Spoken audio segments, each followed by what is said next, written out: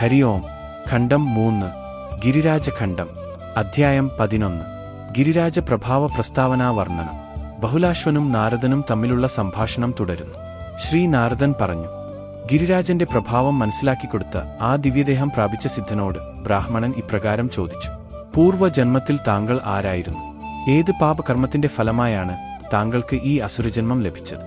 ദയവായി അതും എനിക്ക് പറഞ്ഞു തന്നാലും. അപ്പോൾ ആ ദിവ്യദേഹം പ്രാപിച്ച സിദ്ധൻ തന്റെ പൂർവ്വജന്മകഥ ബ്രാഹ്മണനോട് വിവരിച്ചു കൊടുത്തു. പൂർവ്വജന്മത്തിൽ അദ്ദേഹം അതിധനികനായ ഒരു വൈശ്യനായിരുന്നു. എന്നാൽ ബാല്യകാലം മുതൽ തന്നെ ചൂതാട്ടത്തോടുള്ള താൽപര്യം അദ്ദേഹത്തിന്റെ മനസ്സിൽ വളർന്നു.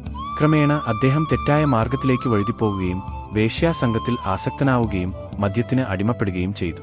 ഇതിനാൽ മാതാപിതാക്കളിൽ നിന്നും ഭാര്യയിൽ നിന്നും അദ്ദേഹത്തിന് നിരന്തരം ശകാരം ലഭിച്ചിരുന്നു. ഒരു ദിവസം അദ്ദേഹം തന്റെ മാതാപിതാക്കൾക്ക് വിഷം കൊടുത്തു കൊന്ന ശേഷം പത്നിയെയും കൂട്ടിക്കൊണ്ട് പുറത്തേക്ക് പോയി. വഴിമധ്യേ പാപബുദ്ധിയാൽ മൂടപ്പെട്ട അദ്ദേഹം തന്റെ ഭാര്യയെയും വാൾ കൊണ്ട് വെട്ടിക്കുന്നു.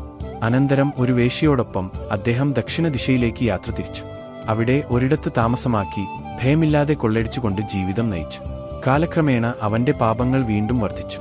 ഒരു ദിവസം കൂടെയുണ്ടായിരുന്ന ആ വേശ്യയും അവൻ പൊട്ടക്കിണറ്റിലേക്ക് തള്ളിയിട്ട് കൊന്നു. അതിനുശേഷം കരുണയും വിവേകവും നഷ്ടപ്പെട്ടവനായി അവൻ അനേകം നിരപരാധികളെ നിർദ്ദയം കൊന്നൊടുക്കി. ധനലോഭം മോഹിച്ചുകൊണ്ട് ഒട്ടനേകം ബ്രഹ്മഹത്യയും ക്ഷത്രിയഹത്യയും വൈശ്യഹത്യയും ശൂദ്രഹത്യയും അവൻ നടത്തി. ഒരു ദിവസം മൃഗങ്ങളെ വേട്ടയാടുന്നതിനായി അവൻ വനത്തിലൂടെ സഞ്ചരിക്കുകയായിരുന്നു. അപ്പോൾ അശ്രദ്ധയാൽ അവൻ ഒരു സർപ്പത്തെ ചവിട്ടി. ഉടൻ തന്നെ ആ സർപ്പം അവനെ ദംശിച്ചു. അങ്ങനെ പാപഭാരത്തിൽ മുങ്ങിയ അവന്റെ ജീവിതം അവിടെ അവസാനിച്ചു. ആ സമയത്ത് ഭയങ്കരരായ യമദൂതന്മാർ അവിടെ വരികയും അവനെ നരകത്തിലേക്ക് കൊണ്ടുപോവുകയും ചെയ്തു.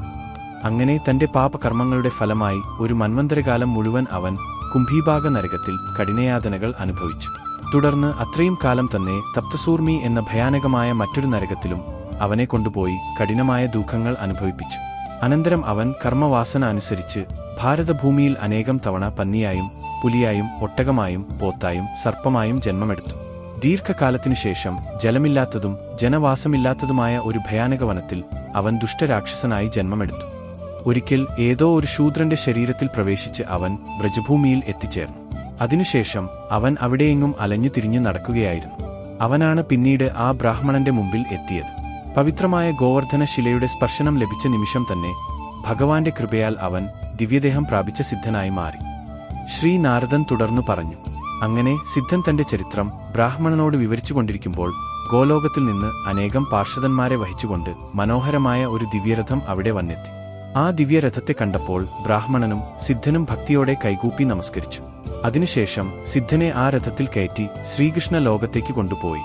അങ്ങനെ ആ ബ്രാഹ്മണനും ഗോവർദ്ധനത്തിന്റെ മാഹാത്മ്യം വ്യക്തമായി മനസ്സിലാക്കി. തുടർന്ന് അദ്ദേഹം ഗോവർദ്ധനത്തെ പ്രദക്ഷിണം ചെയ്തു.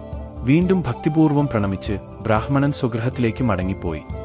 ആരാണോ ഗിരിരാജന്റെ ഈ മാഹാത്മ്യം ശ്രവിക്കുന്നത് അവർ ഇഹലോകത്തിൽ സുഖം അനുഭവിക്കുകയും പരലോകത്തിൽ ഉത്തമഗതി പ്രാപിക്കുകയും ചെയ്യും എന്ന് ശ്രീ നാരദൻ കൂട്ടിച്ചേർത്തു. ഇവിടെ 3-ാം ഖണ്ഡത്തിലെ 11-ാം അധ്യായം സമാപിക്കുന്നു. ഗിരിരാജഖണ്ഡം സമാപ്തം. ഹരി ഓം.